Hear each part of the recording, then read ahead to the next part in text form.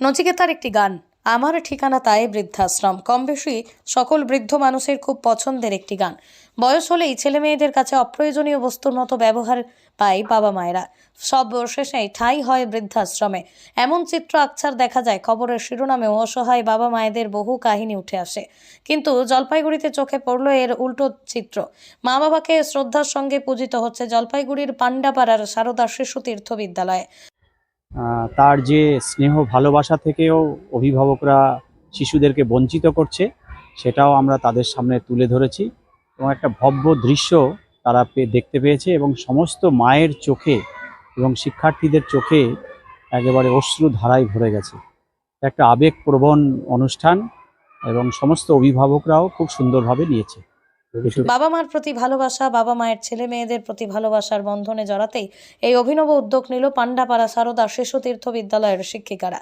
রীতিমতো সিংহাসনে মা বাবাদের বসিয়ে দেব দেবী রূপে ফুল, চন্দন, ফল, প্রসাদ সহ পুজো করা হচ্ছে।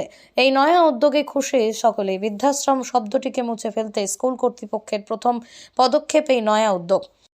হ্যাঁ, সেটাই, যাতে বৃদ্ধাশ্রম আর গড়ে না ওঠে, সমাজের মধ্যে এই পরিচয়টা দেওয়া যে বাবা মাদের তাদের যাতে শ্রদ্ধা ভক্তিটা থাকে বাবা মার প্রতি। তো সেই জায়গা থেকেই আমরা এই ভাবনাটা আর কি আমাদের।